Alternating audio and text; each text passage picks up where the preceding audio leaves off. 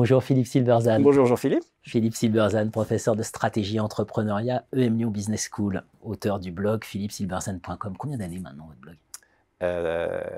14 ans. 14 ans. 14 ans de papier, autant d'articles à lire. 800 articles à peu près. 800 articles à peu près. Alors il y a un thème qui vous est cher en ce moment, c'est celui de la singularité. Et avec un axe que j'aime beaucoup, c'est singularité et résilience. C'est-à-dire le fait que la singularité, finalement, c'est sans doute la réponse. Le ressort invisible, vous dites, face aux situations extrêmes. Alors peut-être d'abord, vous avez une conception particulière de la singularité. Brièvement, c'est arrêtez de croire que vous êtes formidable, arrêtez de croire que vous allez devenir un leader exceptionnel, arrêtez de lire la littérature en développement personnel, en gros. Oui, alors je vais me faire plein d'ennemis, donc je ne dirai pas ça. Vous allez créer la faillite des éditeurs, surtout. Non, je crois pas. Non, la singularité, ça vient de singulier, hein, donc c'est l'idée que on a tous, alors individus comme organisation, hein, parce que la lecture est la même, que l'enjeu en incertitude, c'est pas d'aller copier les autres.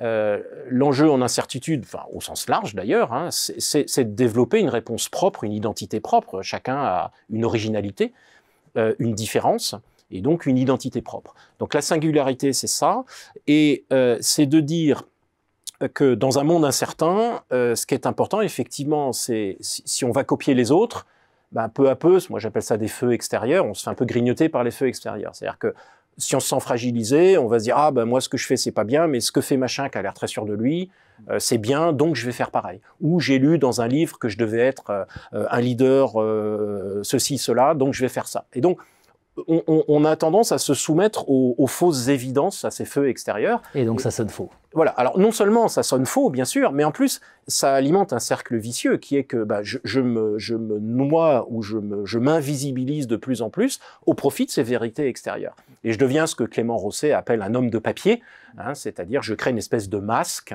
que je présente à l'extérieur et à l'intérieur il n'y a plus rien en fait. Donc c'est extrêmement nocif. Donc l'idée c'est l'inverse, c'est de dire non.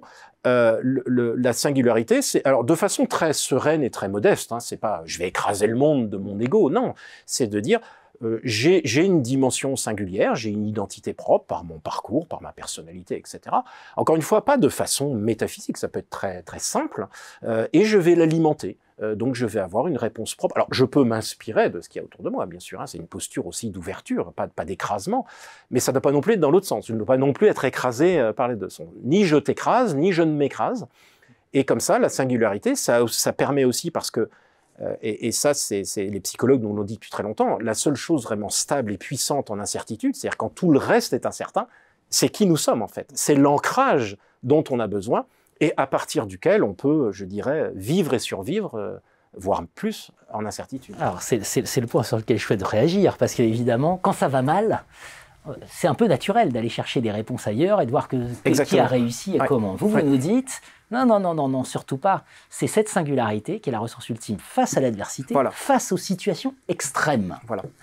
Alors, il y a quelqu'un qui a bossé sur ces situations extrêmes, qui est le psychologue Gustav Nicolas Fischer, et il a étudié des gens qui ont alors vécu dans des camps de concentration, qui ont eu un traumatisme personnel, qui ont perdu des proches. Voilà. Donc, situations extrêmes, comme celles qu'on a pu vivre pendant le Covid. Et ce qui est très intéressant, c'est qu'il dit que dans ces situations extrêmes, on va aller côtoyer des ressources inconnus, inexplorés, insoupçonnés, qui au fond révèlent qui nous sommes vraiment. Hein. Et donc ce qu'ont fait des gens qui ont réussi à passer ces événements extrêmement douloureux, physiquement ou moralement, c'est qu'ils sont allés chercher des ressources au fond d'eux-mêmes. Alors encore une fois, ça ne veut pas dire... La flamme intérieure. Voilà, la flamme intérieure, lui il parle de ressort intérieur. Et c'est dans l'extrême qu'on côtoie qui on est vraiment. Alors, donc c'est cette notion de ressort intérieur qui est très puissante, qui peut être mobilisée. Donc la question, c'est de dire, mais pourquoi attendre l'événement extrême, en fait? Et donc, dans un contexte moins dramatique, au long cours, mais dans l'incertitude qu'on vit actuellement, c'est de se dire, pourquoi aller chercher à l'extérieur ce qu'on peut très bien avoir à l'intérieur? Voilà. Et donc on revient sur cette idée de l'identité, la singularité, qui nous sommes, individuellement ou en tant qu'organisation, c'est cet ancrage qui peut nous servir à construire une réponse aux défis qu'on peut rencontrer aujourd'hui, que ce soit sur nos marchés ou autres, au sens le plus large. Bien sûr, face à la litanie des appels au changement et voilà. Révolutionnez-vous, etc., réinventez-vous, etc. Exactement. Commençons à penser à rester soi-même Exactement. et aller de l'avant. Exactement. Merci à vous, Philippe. Merci Jean-Philippe.